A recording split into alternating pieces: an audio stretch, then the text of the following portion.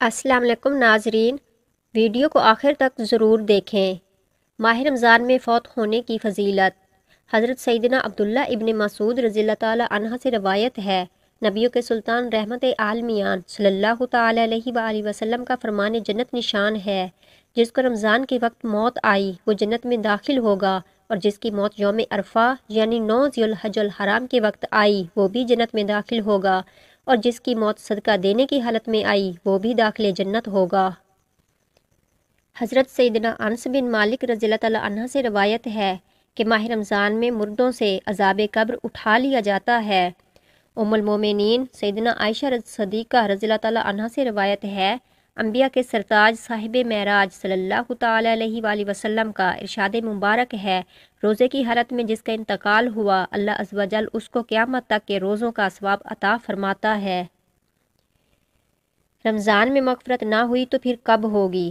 حضرت سیدنا انس بن مالک رضی اللہ تعالیٰ عنہ فرماتے ہیں کہ میں نے رسول اکرم نور مجسم صلی اللہ تعالیٰ علیہ وآلہ وسلم کو فرماتے ہوئے سنا، یہ رمضان تمہارے پاس آ گیا ہے، اس میں جنت کے دروازے کھول دیے جاتے ہیں اور جہنم کے دروازے بند کر دیے جاتے ہیں اور شیاطین کو قید کر دیا جاتا ہے۔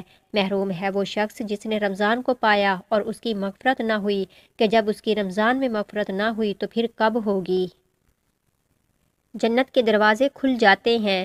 حضرت سیدنا ابو ہریرہ رضی اللہ تعالیٰ عنہ فرماتے ہیں کہ رسول اکرم رحمت عالم صلی اللہ تعالیٰ علیہ وآلہ وسلم نے فرمایا، رمضان آ گیا، برکت والا مہینہ ہے، اللہ تعالیٰ نے اس کے روزے تم پر فرض کیے، اس میں آسمان کے دروازے کھولے جاتے ہیں اور جہنم کے دروازے بند کیے جاتے ہیں، اور اسی میں مردود شیطان قید کر دیے جاتے ہیں، اور اس میں ایک رات ہے 1000 مہینوں سے بہتر، جو اس کی بھلائی سے محروم رہا وہ بالکل ہی محروم رہا۔ شیاطین زنجیروں میں جکڑ دیے جاتے ہیں۔ حضرت سیدنا ابو ہریرہ رضی اللہ تعالیٰ عنہ فرماتے ہیں، سلطان دو جہاں صلی اللہ تعالیٰ علیہ وآلہ وسلم کا فرمان عالی شان ہے، جب رمضان آتا ہے تو آسمان کے دروازے کھول دیے جاتے ہیں۔ ایک اور روایت میں ہے کہ جنت کے دروازے کھول دیے جاتے ہیں اور دوزخ کے دروازے بند کر دیے جاتے ہیں، شیاطین زنجیروں میں جکڑ دیے جاتے ہیں۔ ایک اور روایت میں ہے کہ رحمت کے دروازے کھولے جاتے ہیں۔ گناہوں کا سلسلہ کچھ نہ کچھ کم ہو جاتا ہے۔ بہرکیف عام مشاہدہ یہی ہے کہ رمضان المبارک میں ہماری مساجد غیر رمضان کے مقابلے میں زیادہ آباد ہو جاتی ہیں، نیکیاں کرنے میں آسانیاں رہتی ہیں، اور اتنا ضرور ہے کہ ماہ رمضان میں گناہوں کا سلسلہ کچھ نہ کچھ کم ہو جاتا ہے۔ جو ہی سر کے شیاطین آزاد ہوتے ہیں، رمضان المبارک کے رخصت ہوتے ہی سر کے شیاطین آزاد ہو جاتے ہیں، اور افسوس گناہوں کا زور بڑھ جاتا ہے، خصوصاً عید کے دن گناہوں کی نہایت کثرت ہو جاتی ہے، گویا 1 مہینے کی قید کے سبب سر کے شیاطین بے حد بپھر چکے ہیں، اور ماہ رمضان المبارک کی ساری کسر وہ عید کے روز ہی نکال دینا چاہتے ہیں۔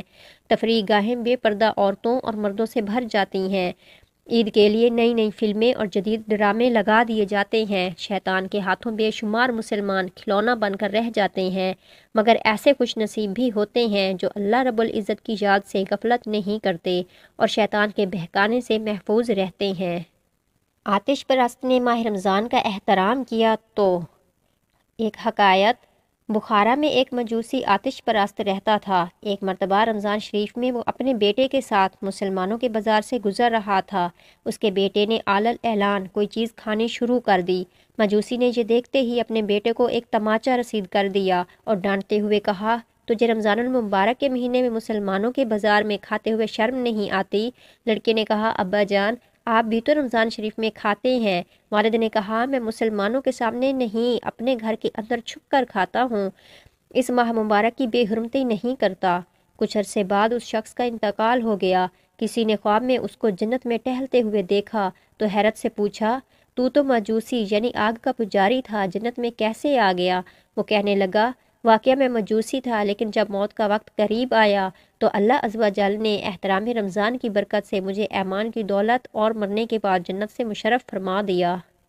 محترم ناظرین، دیکھا آپ نے، رمضان المبارک کی تعظیم کے سبب ایک آتش پرست کو اللہ عز و جل نے دولت ایمان سے نواز کر جنت کی لازوال نعمتوں سے مالا مال فرما دیا۔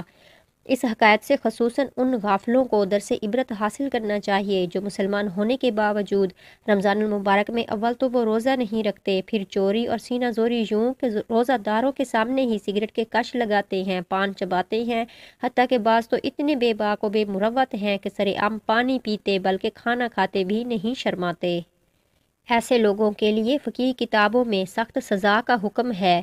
ناظرین غور کیجئے، خوب سوچئے، جب دنیا میں روزہ خوروں کی سخت سزا تجویز کی گئی ہے، یہ سزا صرف حاکم اسلام ہی دے سکتا ہے، تو آخرت کی سزا کس قدر ہولناک ہوگی۔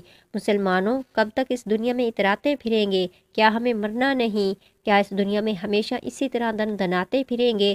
یاد رکھیے، ایک نہ ایک دن موت ضرور آئے گی اور آپ کا رشتہ حیات منقطع کر کے یعنی کاٹ کر نرم و آرام دہ گدیلوں سے اٹھا کر فرش خاک پر سلا دے گی، ہر طرح کے سامان طرب سے آراستہ و پیراستہ کمروں سے نکال کر اندھیری قبروں میں پہنچا دے گی، پھر پچھتانے سے کچھ ہاتھ نہ آئے گا۔ ابھی موقع ہے، گناہوں سے سچی توبہ کر لیجئے اور روزہ نماز کی پابندی اختیار کر لیجئے۔ کر لے توبہ، رب کی رحمت ہے بڑی، قبر میں ورنہ سزا